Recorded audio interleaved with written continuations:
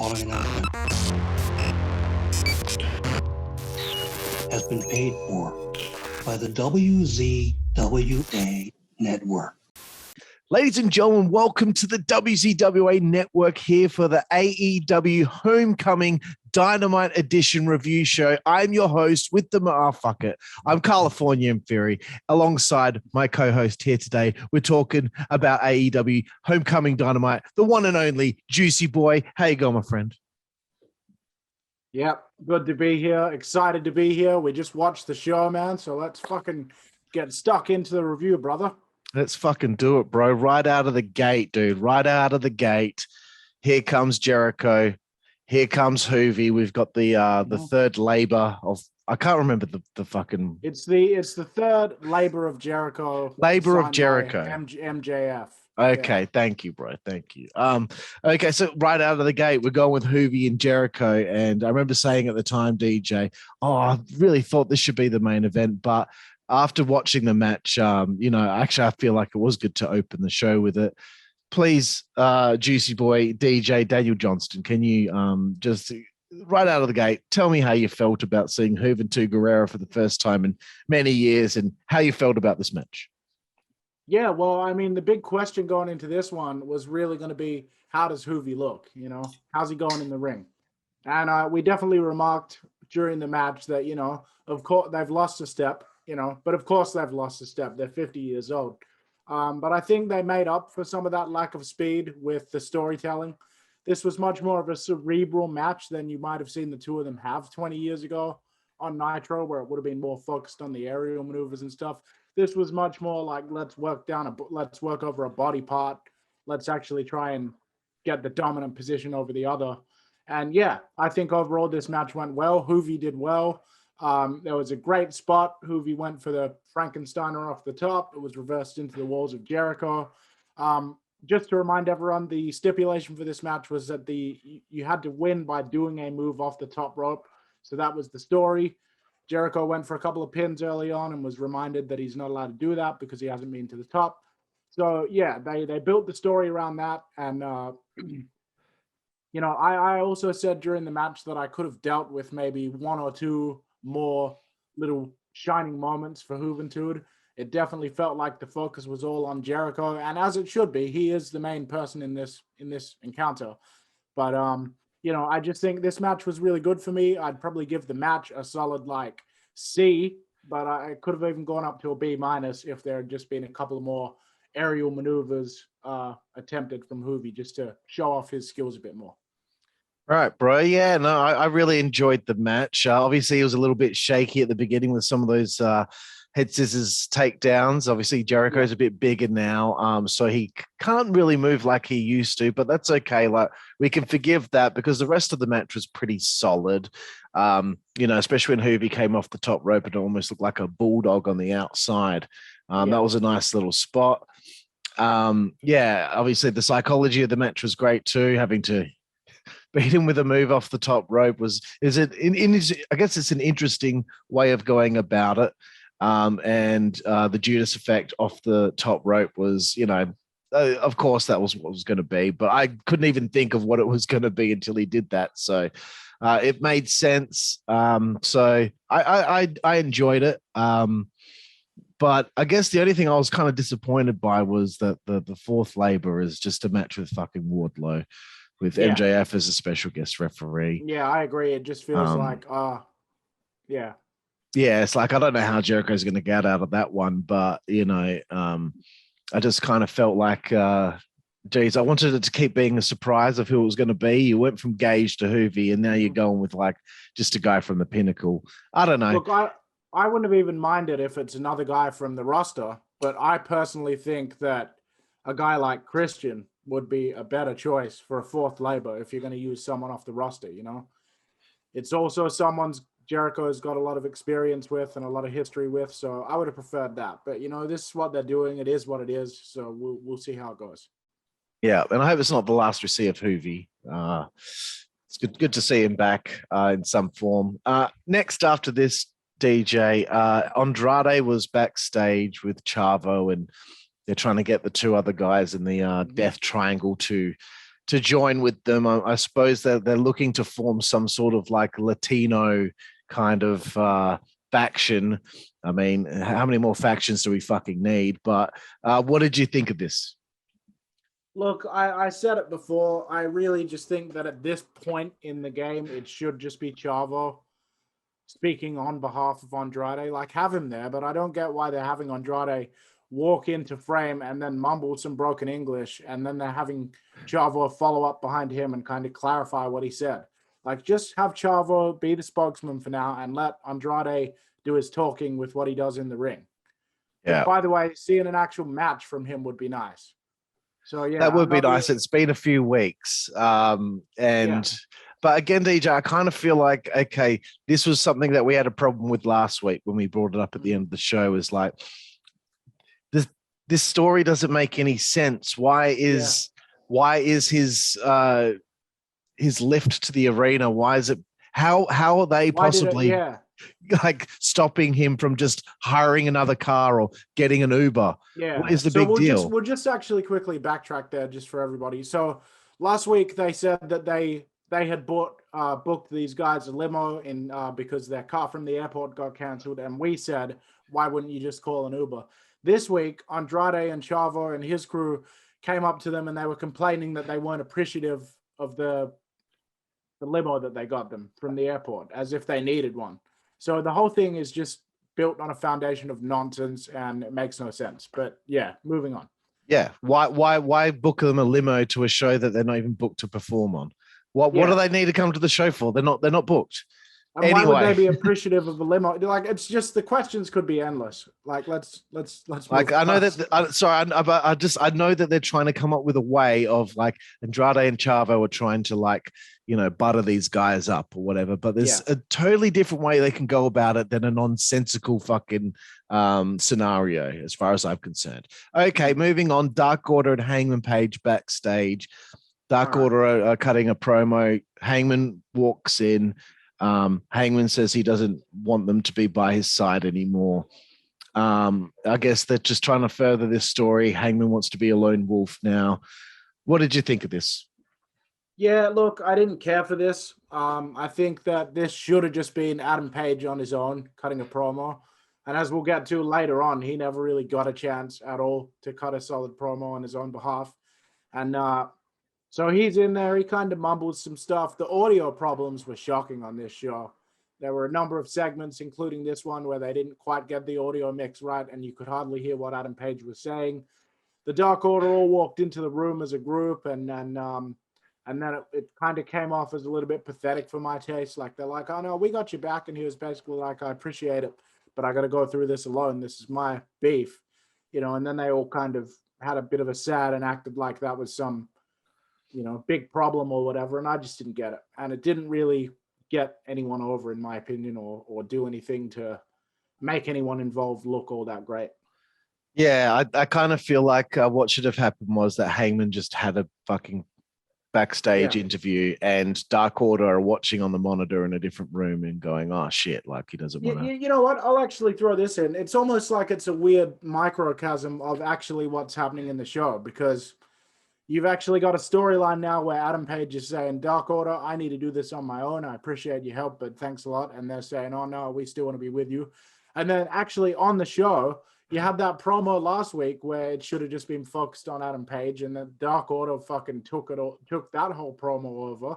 And now it seems, again, instead of just giving Adam Page some breathing room to kind of express his character's point of view, it's just all this shit with the Dark Order that just gets in the way. Yeah, I agree. Coming up next after this, bro, was 2.0. Yeah. They came out. They didn't have a nameplate on the screen.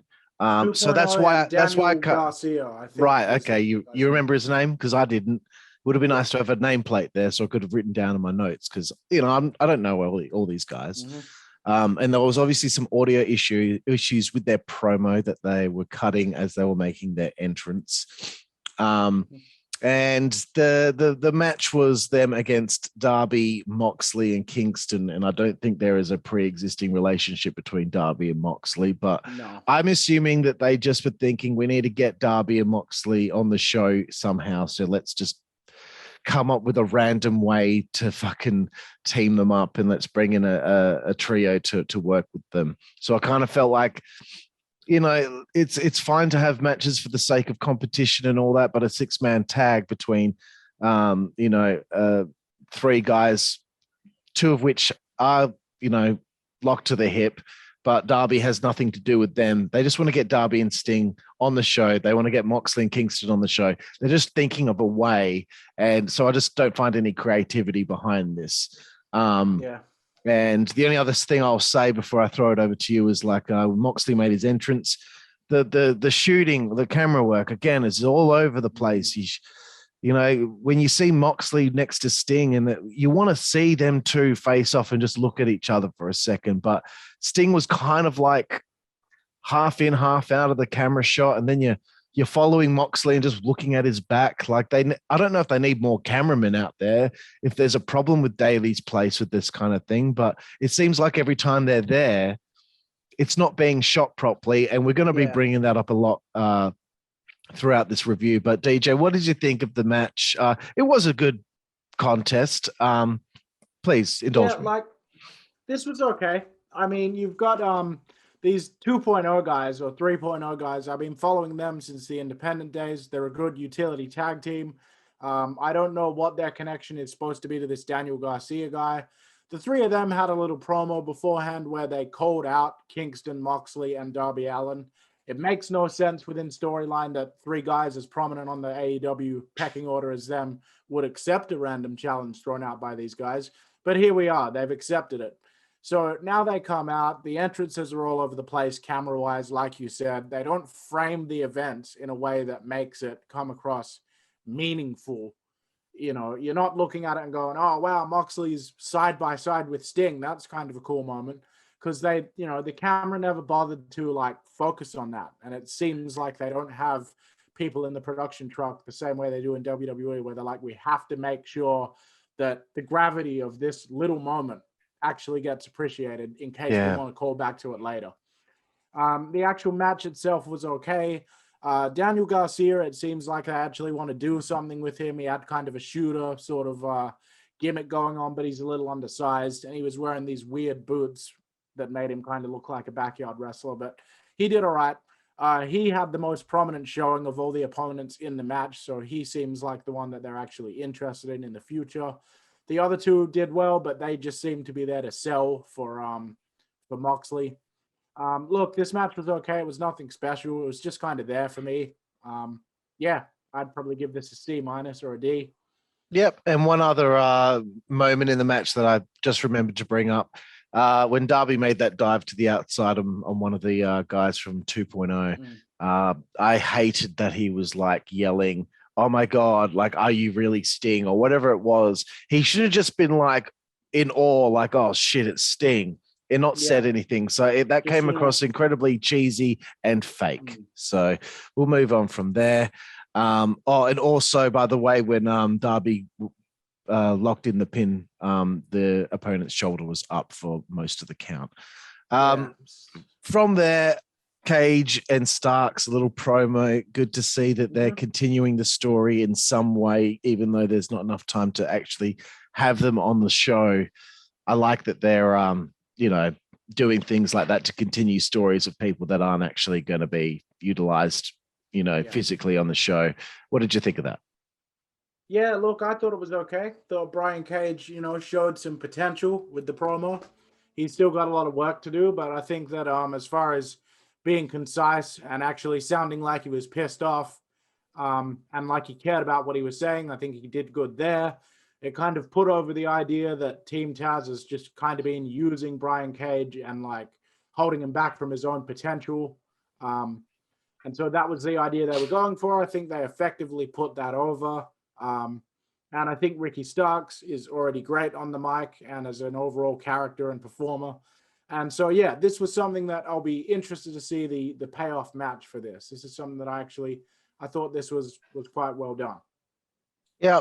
The next part of the show was probably one of my lowlights of the show. And as I said to you whilst we're watching it, there's a theme running for me now on things that I'm not liking when AEW when I watch AEW, and it's backstage with the Elite, and they're fucking around with the basketball and the basketball hoop and all that stuff. And I just, as we said to each other before as well, the Young Bucks and Omega dressing like that, if they want to be cool heels, then they should be wearing fucking jeans and leather jackets. Because I'll tell you what, Anderson and Gallows look pretty cool to me. And the other three, they look like fucking tryhards. They look like that. They look like they think that what they're wearing is garnering heat. But what it makes me think is, I don't take you seriously. You are the champions of the company. You're the EVPs of the company. And I don't like the way that they carry themselves on the show, because it seems like that they're just doing this to like pop themselves and not really like doing business appropriately as far as I'm concerned. You compare the Pinnacle and you compare the Elite, and the Pinnacle, that's a heel fucking group. MJF makes sure that he is completely dislikable.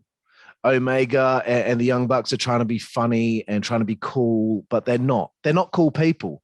Okay, they come across as tryhards. You're not Hogan, Hall, and Nash. You're not the NWO. You don't have that swagger.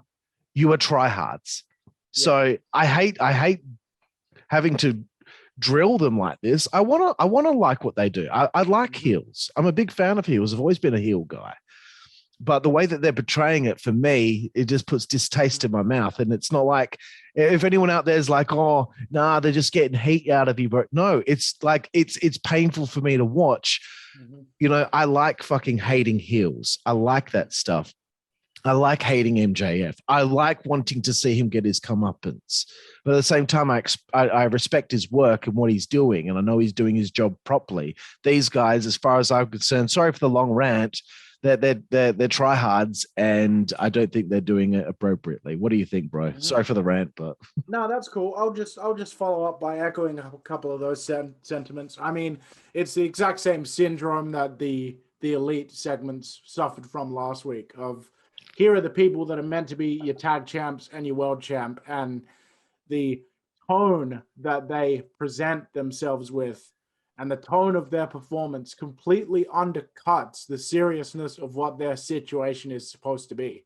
So we'll get to the in-ring stuff later on, which is a whole different kettle of fish, but they're all backstage. They're still fucking around with a basketball and a basketball hoop.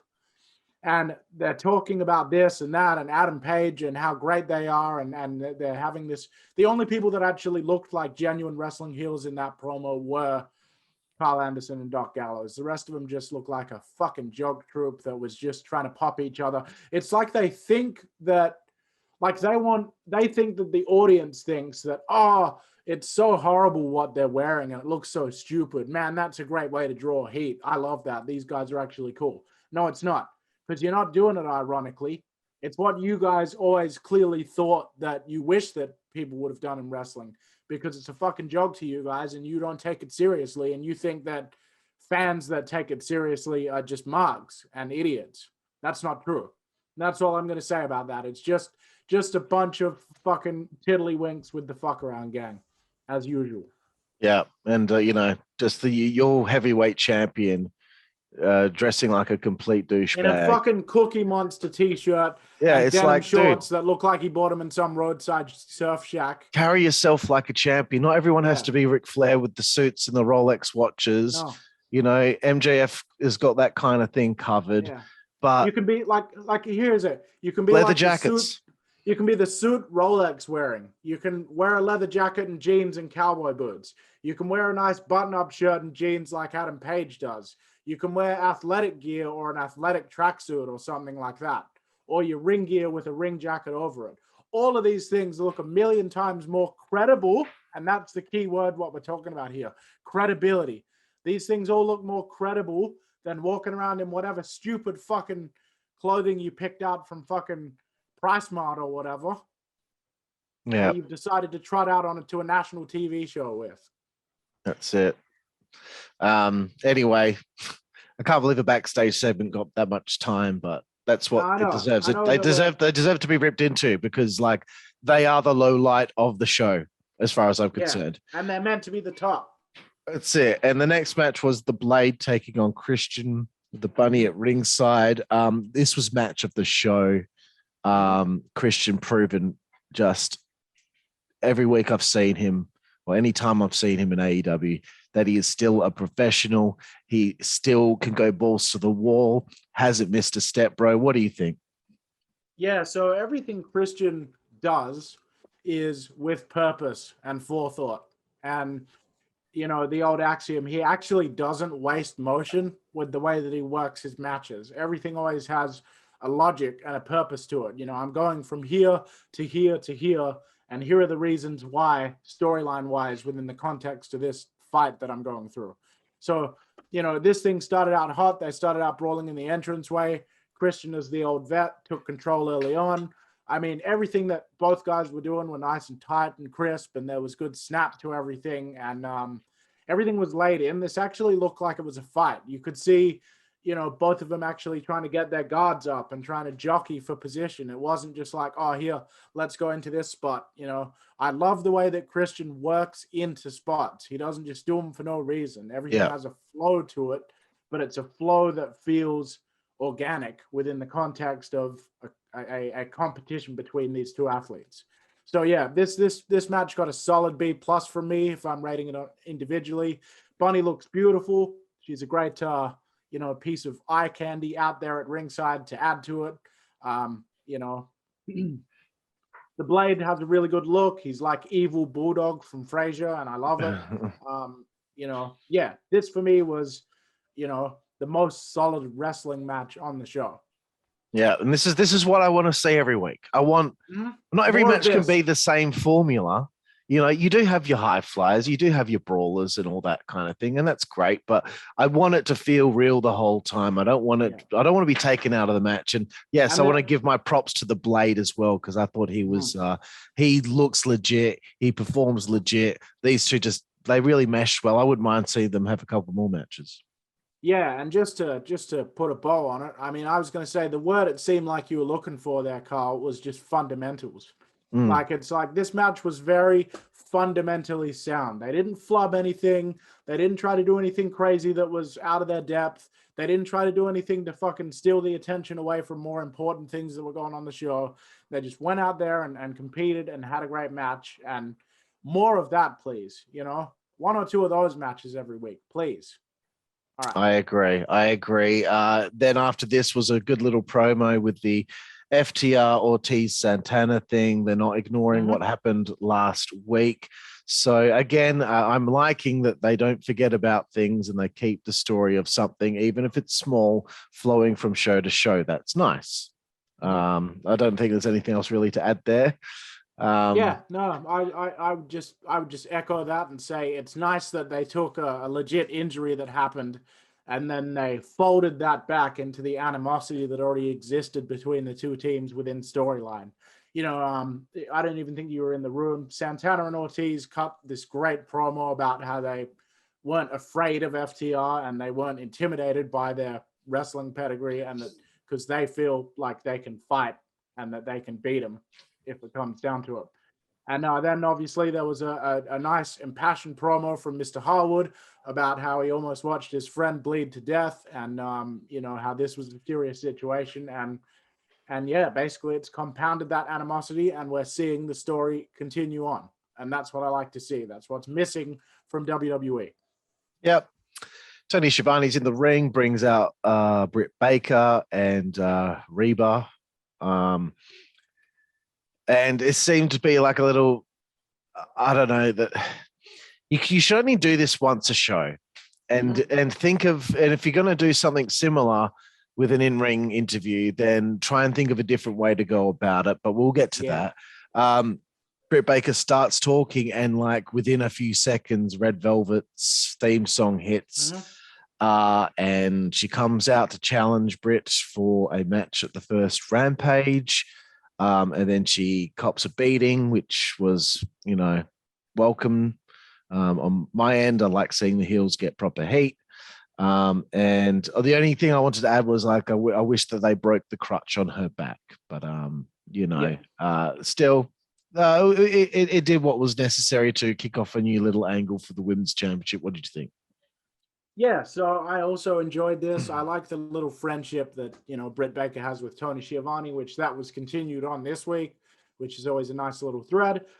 Just the same as last week with Ricky Starks, they didn't give Britt Baker a chance to actually talk on her own behalf and actually, let her drink in the energy of the arena. Let her make an entrance and actually settle herself in the ring and say a few fucking lines, Let her try to own the room before you actually interrupt that moment by bringing what was her name again? Red Velvet out. So Red Velvet comes out. I actually liked the promo that Red Velvet cut. I thought that it had fire to it. I thought it actually seemed like she just wants to slap this bitch in the mouth. That was the vibe that was put across, and that's what you need. It didn't seem like she was just reciting lines. She copped a pretty decent beatdown from Dr. Britt Baker. That's what you should do. The other thing that I'll mention, I don't really have any intention of watching Rampage or Elevation or anything like that, but I like the fact that they're planting seeds and actually setting up a match here for that debut episode of that show. Yeah. I like that continuity to go on through all the programming. So yeah, this was good. This was good. I would have just liked a bit more from Britt, but other than that, it was good. It just seems like every week they just give the girls crumbs to work with, but hopefully with the extra hour of TV, like they rush through stuff. Yeah, and hopefully the extra hour of TV a week they can start getting some proper angles to work with and sink their teeth into. Backstage, we love this. Andrade and Chavo and Fuego. I don't know what his name is, but was Fuego del Sol or something. I think that was it. Fuego del Sol. Right. Okay. I don't know. That sounds like a UB40 type band, but yeah. So I'll actually start us off. So take it. So last week we saw after Cody Rhodes got his head kicked off by Malakai Black, this Fuego del Sol lucha wrestler with the red lucha mask showed up, and he copped a kick as well, which was kind of funny, and I think it was played for comedy. And they kind of continued that on this week. They had Chavo and Andrade bring this gentleman, this lucha libre wrestler, backstage, and he's agreed to work for Chavo and Andrade. He gets backstage, and they tell him that the job is now going to be shining Andrade's shoes. He, of course, refuses to do it. They beat the absolute piss out of him, and then Chavo basically reiterated that is what awaited Penta and his tag team partner if they didn't start cooperating with Andrade's organization. This is what you're supposed to be doing with Andrade and Chavo right now. Actually, something that fucking has a bit of heat to it and a bit of oomph to it and a bit of balls to it, Yes, this was funny. It was funny the way that they just mercilessly beat the piss out of the guy and made him look pathetic. But the undercurrent of that was much darker, where it was like, if you fuck with us, this is what's going to happen to you. Yeah. And they beat the snot out of him. They beat the snot out of him. Exactly. And I hope this leads to maybe next week Andrade will get in the ring and wrestle the kid and beat the shit out of him or whatever. I don't know why are they just showing up to be hanging around backstage. I don't know. He needs to actually get in the ring. Yeah, it's been a few weeks now. Come on. Okay, so this is what I alluded to before. Shivani's back in the ring again. Out comes Hangman Page. No entrance. He's already in the ring, which I don't understand. Maybe they were short on time. They need a match breaking things like this up. You can't do one interview segment after another, even if you go backstage for a thing like that. The interruption was immediate. I just found this whole thing to be poorly written and lazy. So I feel like this has the Bucks and Omega's fingerprints all over it because it was a poorly written segment. Omega on the mic is just nails down a chalkboard. And I feel like Kenny has no face, if you know what I mean. Like, he has a face, but he doesn't have facial expressions and change the way that he looks depending on what he's saying. And I think he really needs to aura around him, bro. He can't act. He can't act. All he can do is just keep ranting on the microphone. There's no facial expressions that also tell how he's feeling when he's talking. And the camera work on Kazarian's run-in was just terrible. Like, you need someone shooting the entranceway as he's running out, not just him right there in the background running out. And I have to figure out who is that guy. And before I throw it over to you, Nakazawa, the basketball was all clumsy at ringside. Just stop with it. Yeah, fuck, man. And the beatdown ensues, and I just wonder why they, Hangman Page is probably a nice bit of property for the company. Surely, when he's getting his fucking head kicked in, a bunch of referees might come out and try to stop them from beating him down because, that could cost the company money if he's out of work for a few weeks. So they've been doing it for a while. That on the beatdown that they gave Moxley and Kingston the Blood and Guts episode, I believe, the same thing. Just a fucking vicious beatdown. No referees trying to stop him. I just don't like that. So what did you think, bro? Yeah, so I think a phrase that you and I are probably going to be saying ad nauseum on this review series is the devil is in the details. There is a huge problem in this company with oversight of details. All right? I'd rather see an extremely well-executed punch to the face than a flubbed up fucking flippy-dippy springboard, right? Just to take it down to that bare example. Page comes out. He doesn't get an entrance. He doesn't even get to lift the microphone to his mouth and say a sentence before the Elite's music hits and they come out. They come out. They spend the first half of their mic time fucking around in a way that they obviously think is funny, but I don't really see the humor in any of it. It just, once again, undermined the seriousness of the situation.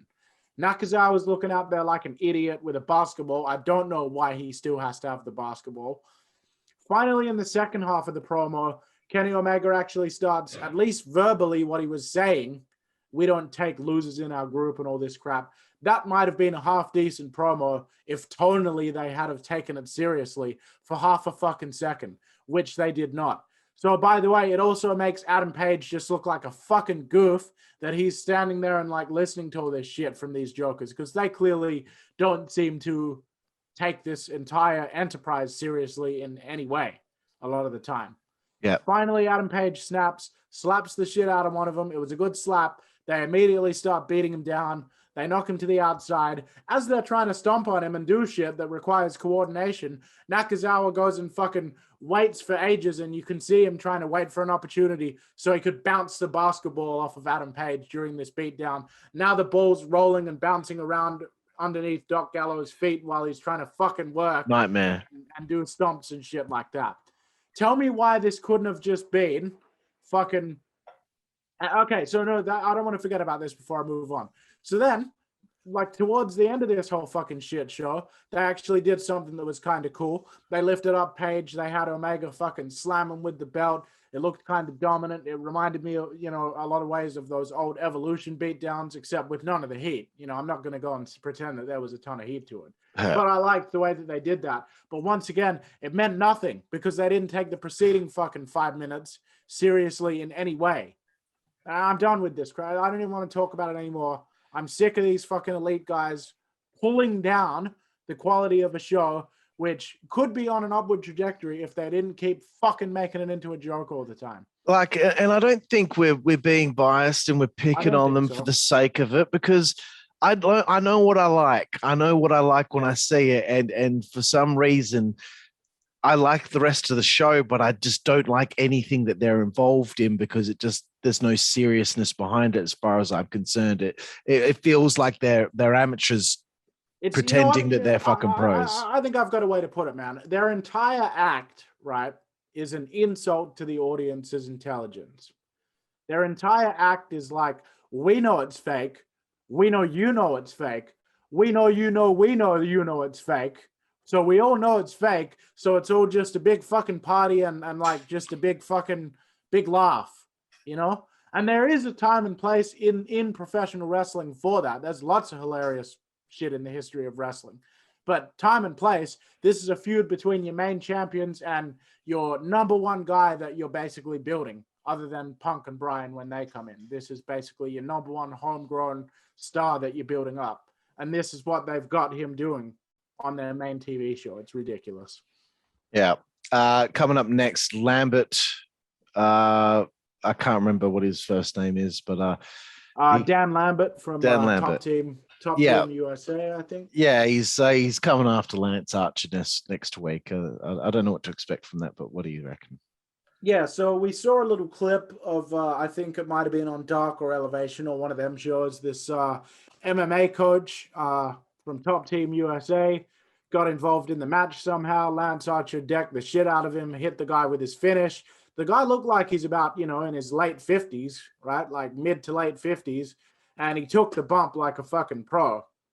So I liked that. I thought the guy actually cut a pretty decent promo.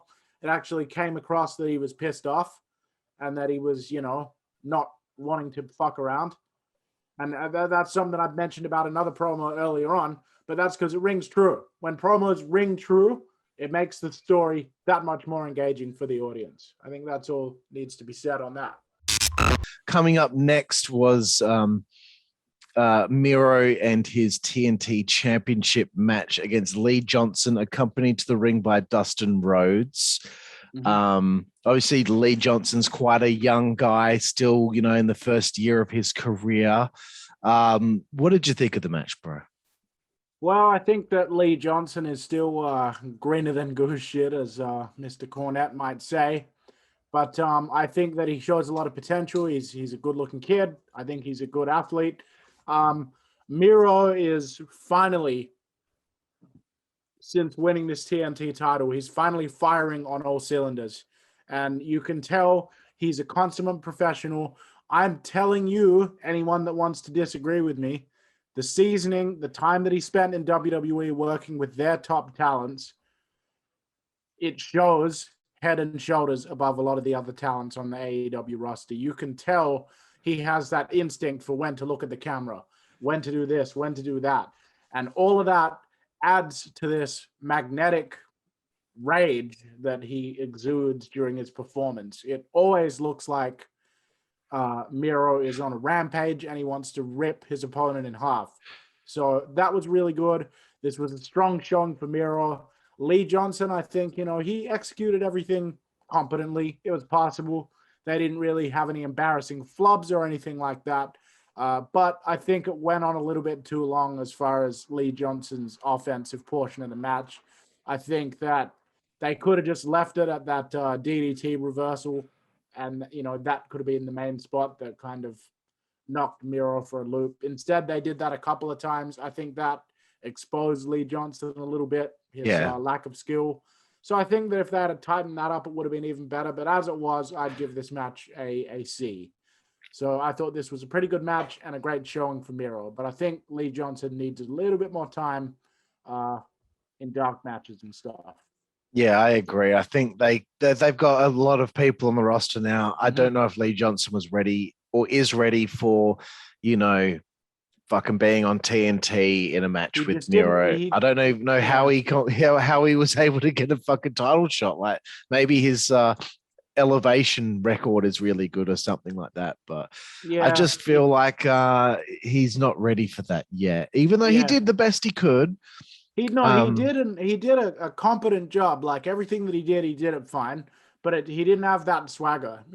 There was no like oomph about him where it's like, I'm Lee Johnson, motherfucker, and I'm here to fucking take that title.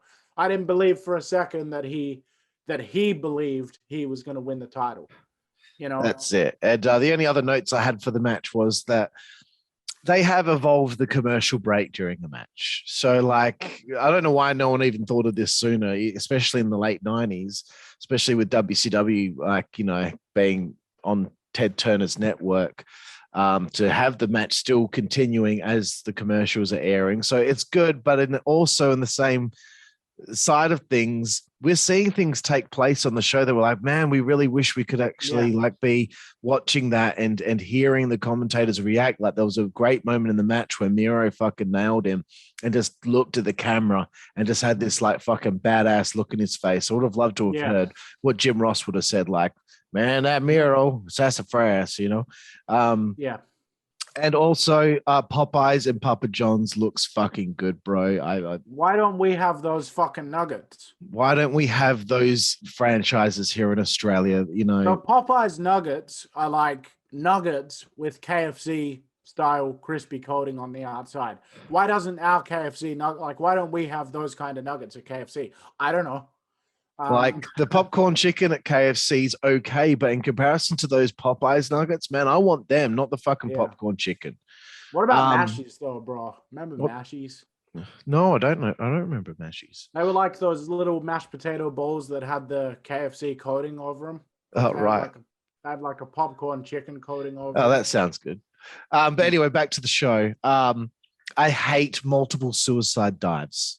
Yes. Okay. The final one was awesome, but I don't like that jump through, push, jump through, push.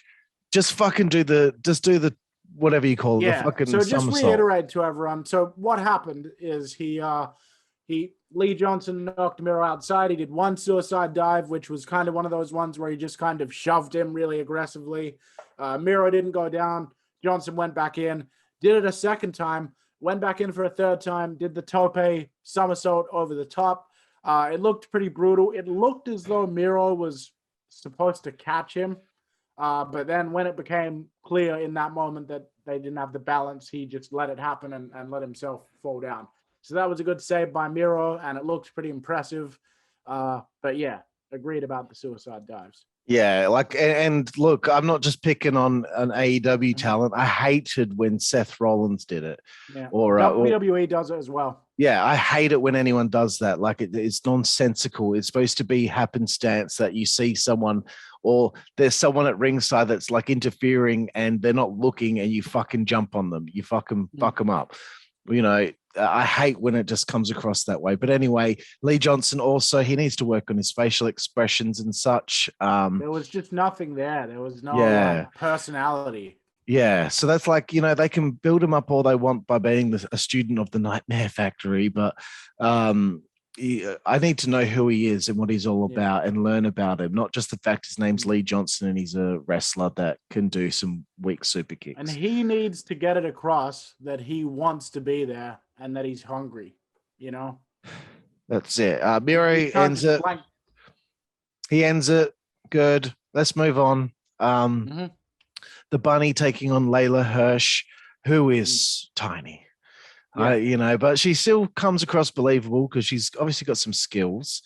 Match was all right. You know, it went a bit longer than I thought it might. But that's just judging on how much time they usually give the girls. And they did cut to a commercial break during that as well. I just think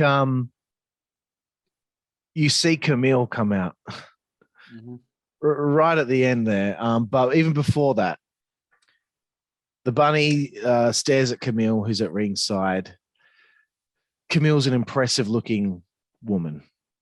Man, you need that shot front on, not on the side of her. We talked about it when it happened. We're like, why aren't we seeing her front on? Yes, we're going to see her in the ring later, but it's important that the NWA World Women's Champion is at ringside. Yeah. Let's fucking get that shot and have them be like whoa, she's here in the building. Yeah, so just to clarify that as well, they didn't even make it clear that Camille was in the building watching the show. So she's sitting there with her title belt looking great, you know. The first time that we even know she's in the building, the camera goes outside when the action spills out there. And it pans over and we see that Camille's just standing there, side on profile. It's like, why didn't you cut to her earlier on in the show and be like, oh, Camille, the NWA Women's Champion's in the audience. You got to think she's scouting this match later on between the Bunny and Leyla Hirsch. Boom. Then you don't, you know, then it's like, oh, she's there. What factor will she play in this match? Yeah, absolutely. Sorry, cut in there, man. But that's fine. But yeah. Also, I'm jumping all over the place here. When Leyla made her entrance, I felt like everyone's theme song sounds the same. Somebody give Jim Johnston a call, please. Yeah. There are some pretty cool theme songs, but for the most part, it just sounds like the exact same theme song every time somebody comes out. They really, really need to work on that. And Jim Johnston, he's fucking available. You got the money. Obviously, you're gonna fork out $50,000 for the theme song of Space Jam. Yeah. You know, fucking get Jim Johnston on board and fucking get everyone's theme song to match who they are and what their character is. So other than that, yeah, the picture-in-picture stuff and the commercial breaks, we are missing some good stuff. The match is over, bro. Camille fucking comes into the ring. I've been so impressed with how she looks. She is in incredible shape. She is you haven't watched NWA, have you? Not for a while, no. And the only time I ever really saw her was standing at the desk as Nick Aldis cut a promo. I never got to see her like top to bottom, and like she is just put together like an athlete, a female athlete that I haven't seen in a long time. I'm just very impressed with her. She's very attractive, bro. Very attractive. And also, I forgot to mention, Christian did cut a promo before this, singing the Golden Girls theme, which popped me. And so it was nice He reiterated as well that he wants a world title shot. Yes, and he's like announced as the number one contender. So hopefully, Kenny can work with him and actually learn how to, you know, be a professional wrestler that's performing on fucking national TV. Did you have anything to add for the girls' match here, bro? Yeah, just quickly. I'd say the match overall, as Carl alluded to earlier, went on a little too long for my taste. You could have shaved 2 or 3 minutes off of this, and it would have done both competitors a lot of favors. Yeah, Leyla Hirsch is the right person to win. She has more credibility against someone like Camille, but you know, I don't expect her in a million years to win. But yeah, this did what it needed to do, but it was a little sloppy all around the board for my liking. You know, this could have been tightened up a bit more overall. Yep, and man, I can't get over Camille, bro. Like, yeah, like Britt Baker's awesome, but put her stand Camille next to her. She's like, well, you know, I might as well take just a quick moment to mention as well, if fans that have actually followed NWA might have seen the video package that was once done with Camille, where she explained that her whole life she would play in boys' sports teams because she was, you know, too dominant for the girls' teams and stuff like that. And this woman is a premier athlete, like track, field, fucking all kinds of shit like that. And I'm excited to see her getting involved in AEW here. So that's how I'll put a ball in that. yeah, it's good, and hopefully, I guess having them on AEW TV can help NWA, because I really feel like NWA is a style of wrestling that's being produced that isn't like anything else. So that's something we need more of. And we'll get away from that though and get towards our main event of the evening, bro. It seems like the girls' match is always put in just before the main event. But you know, Malakai Black, the former Aleister Black, is making his in-ring debut against Cody. DJ, I'll give you the floor here to talk about this main event. Yeah, so this match really pretty much checked all the boxes for me as far as what I wanted it to be. Malakai Black came out. Instead of wearing the standard trunks, he's got these weird MMA kickboxing type shorts on. I thought that they looked kind of baggy and a little bit daggy, and I thought the standard trunks would have been a bit of a better look, but that's nitpicking. He came out, he looked good, and pretty much the description of the match, he basically went to work on Cody's leg immediately, never really stopped going to work on the leg, used that to ground Cody, and then hit the blackout, the big kick, and pinned him with 1 foot on his chest. So a very dominant win. This entire match went for about 5 minutes, and everything made sense from a psychological point of view. There was a great spot where Cody was trying to get his footing on the top rope. Aleister Black kicked one of his hands away, awesome, bro, causing him to lose his grip and go flying over the top rope to a table on the outside. And this looked really well. This worked really well for me because Cody never really came back after that spot, which kind of keeps Cody strong indirectly by showing that he still had to go through the table before he was really beaten. But it made Malakai Black look so strong and so dominant. So this, this was really what I wanted as far as the match. I'd give the match a solid B+. This really, this revved my engine. And as far as the promo afterwards, I'll just quickly add that. The promo went on a little bit too long for my liking. The crowd was starting to turn on Cody pretty heavily when he first began the promo, but I'm sure you'll touch on that. This was starting to drone on. It looked like Cody was planning to retire. He started removing his boots to leave him in the ring. I don't feel like that kind of moment has been earned yet. It's just not been long enough. I mean, 3 years since the company started, and now he's trying to get an angle, a retirement angle like this over. Nobody believes he's retiring. But in any case, the final segment of the show was saved for me when Malakai Black interrupted the promo and the farewell and fucking clobbered Cody with the crutch across the back. And then we went off the air with Malakai Black looking all evil and holding one of Cody's boots. So that was a nice visual. The promo I could have done without. It was just a load of wank as usual. And I would have preferred that the match had like an extra minute and the promo had one less minute. Very good, bro. Yes, and I'll get to my thoughts on this. I love Black's entrance. I like what he was wearing on his head. He looked pretty cool. And the first thing I thought was, all that time that I saw him on those random pay-per-views of WWE, I might see here and there, I never gave a shit about him. Never cared. Never had a reason to give a shit because I didn't know anything about him. I just knew his name was Aleister Black, and he did a spin kick. Now I actually give a fuck about him. I actually am into him and think that this is somebody that I'm looking forward to seeing, continue here at AEW. So that's the first thing I wanted to say. Cody makes his entrance, whatever. Everyone knows my feelings about Cody. Okay. Like it's pretty clear that he's the person that I dislike the most in professional wrestling. And that's saying a lot considering Kenny and the Young Bucks exist. The table spot was fantastic, and I'm not going to take anything away from Cody. I think Cody's a great wrestler. I think he performs in the ring very well. And I just feel like this match ended the way it should have. He got fucking dominated. He got put through that table. He got spin kicked the fuck out. He got pinned 1, 2, 3. Malakai looks fucking awesome at this point. I loved seeing this. This was like the way you bring someone in, and you compare this to Cody and Anthony Ogogo, that terrible fucking match that they had at Double or Nothing. Awful. And this is how you showcase somebody. I don't know what's going on with Anthony or whatever, but like he wasn't showcased appropriately there. He was exposed as being incredibly green and not ready for that spot yet. And Cody exposed himself for being somebody that isn't good enough to make a green guy look great. Yeah, at least. But this guy, this Malakai Black, he's already good.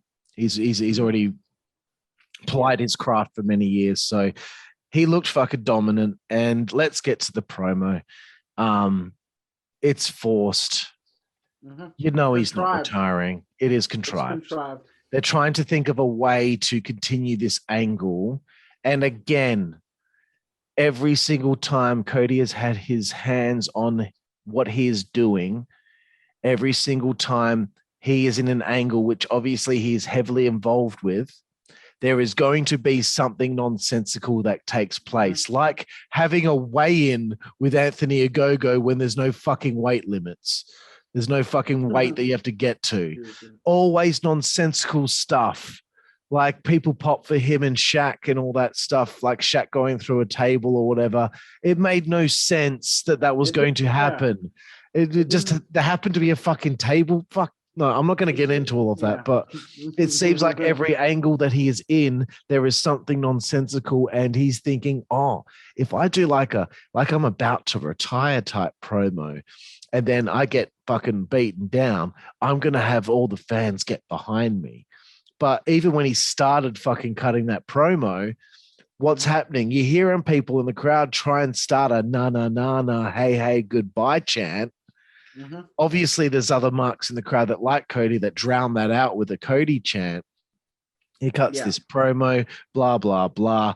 It's all contrived. It's all just nonsensical that he retire at this point. He's just had this first match with this guy. Why has he suddenly been like, well, that's it for me. I just got dominated. I'm done. Yeah. Like, it doesn't make sense that he would retire at this point and at this stage when they're just about to bring a new TV show in and the company's he still also growing. got he got dominated by Brody Lee, and he also got dominated by Lance Archer as well. And then he comes back and beats the big hero and gets the win in the end. So this whole thing of like, oh, now I'm ready to, fuck that, man. This whole thing felt unearned, really. As far as the retirement angle, unearned. Yep. And when he got whacked in the back with the crutch, I'm thinking, well, you kind of already used the crutch with Britt Baker earlier, so maybe think of a different thing. A certain thing should only be utilized in a certain way once on a show. That is like an unwritten rule. If this guy's winning a match with a pile driver, no one else hits a fucking pile driver on the show. Mm-hmm. If someone's getting hit and knocked the fuck out with a chair, no one else is getting knocked the fuck out with a chair. It's just all things like that. So the other thing I wanted to say is in regards to Cody and my disdain for the angles that he has a heavy hand in. Mm-hmm. And I read an article the other day about this, which I totally conveyed with. Why is he in this company? What is his purpose being a wrestler in that company? Because he can't go for the heavyweight title. He's already won the TNT title twice over.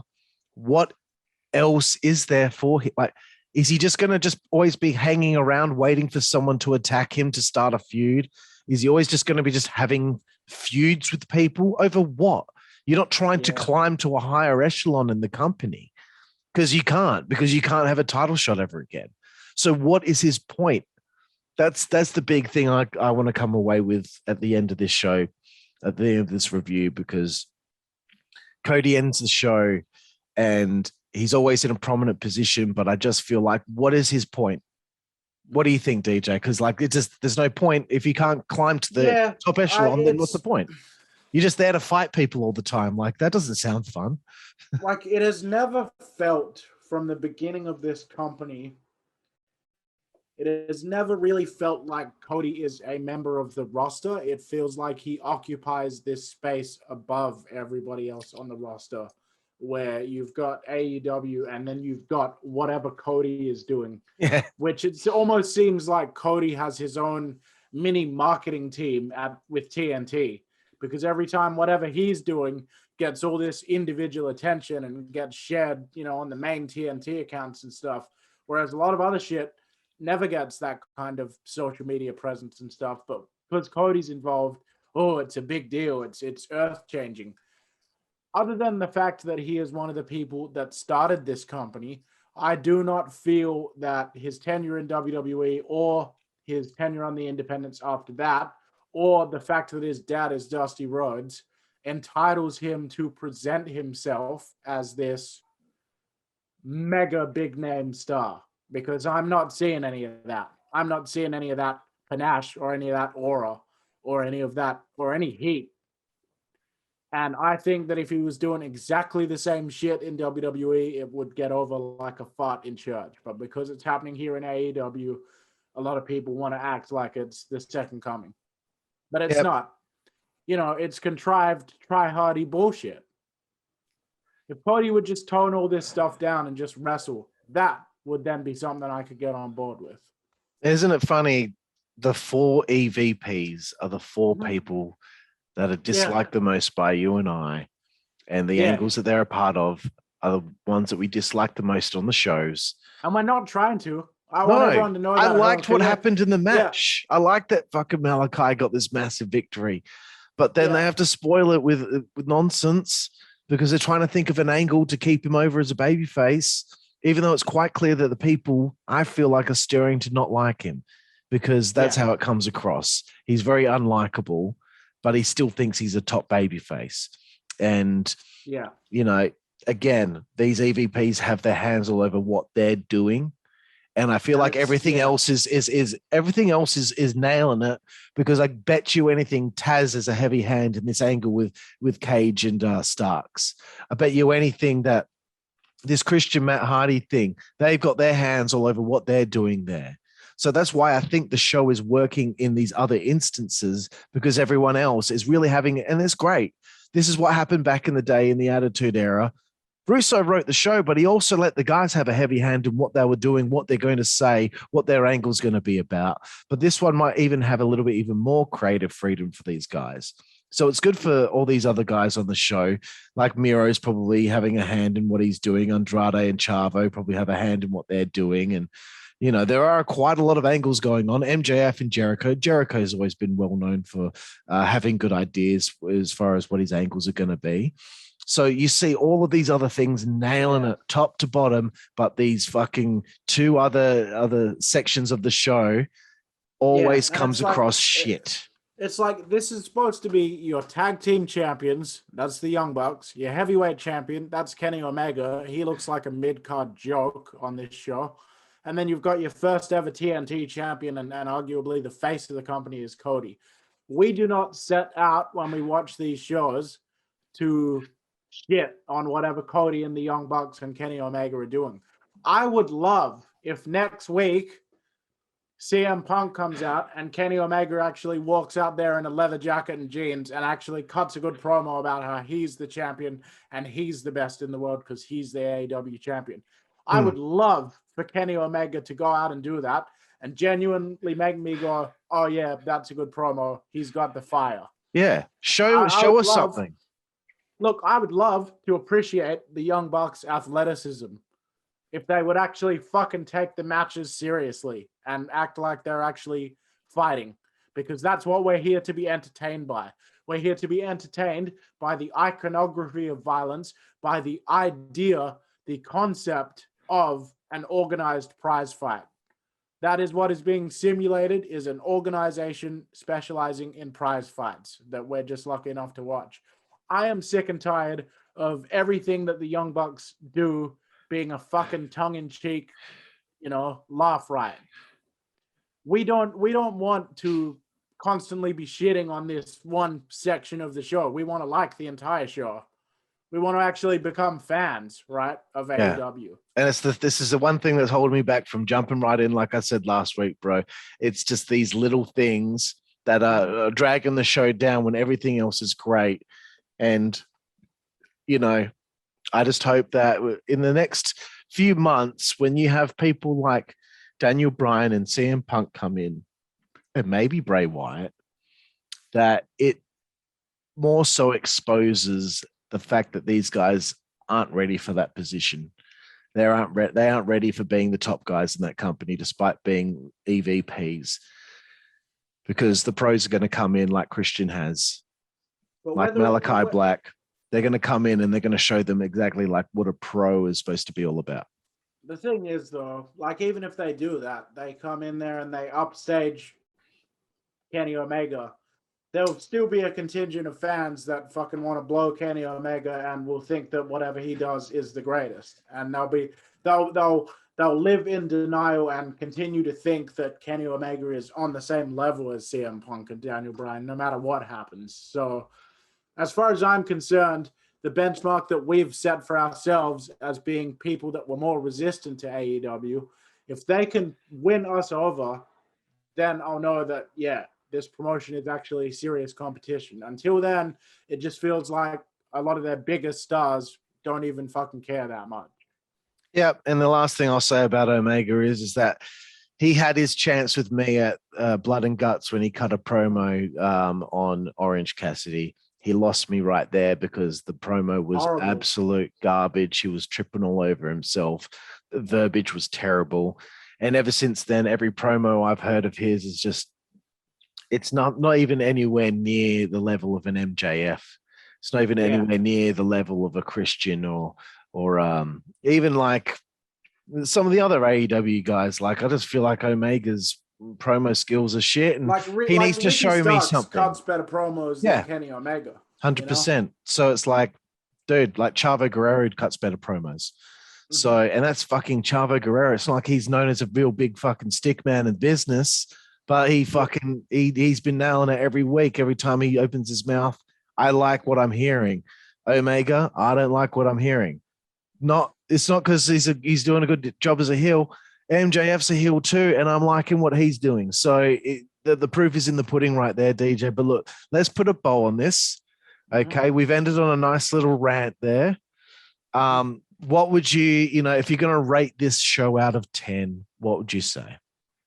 Look, I think last week I gave quite a high rating, but I'd have to say that if I'm going out of 10, I'd give this show a 5.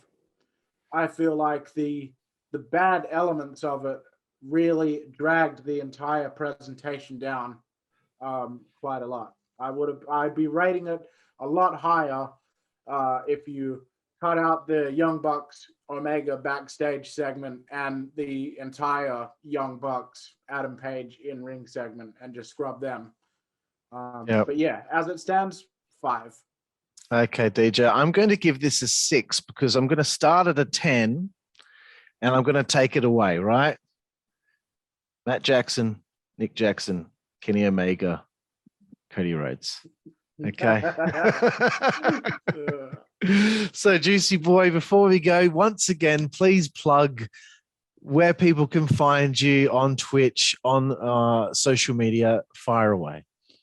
Yeah, so you can like my page on Facebook, which is Joosey Boy, all one word. You can follow me on Twitter at Joosey Boy, again, all one word. Please follow me. It looks pathetic. I've got like 13 followers on there. And of course, you can follow me on Twitch as well. Same thing again, at Joosey Boy, all one word. And don't forget to subscribe to my YouTube channel, Joosey Boy, for original pro wrestling coverage. Thank you. Excellent, bro. And I'll give my little plugs. Please find me on Twitter at Karlifornia WZWA. That's Karlifornia WZWA. Also, please follow the WZWA Network on Twitter and Instagram and on Facebook. And of course, at Insider's Edge on Instagram for my other podcasts that I've got going on. But Joosey Boy, want to thank you for your time here today. We've had a bit of a ball here, and let's try to. We're looking at the card for next week, and we're not really too impressed. But let's try this again next week and see how we feel. Yeah, we will return next week and step once more into the breach. That's it, bro. Well, thank you again. And thank you everyone out there for watching here on the WZWA Network, our review here of AEW's Dynamite Homecoming. And we will see you next week. Thank you.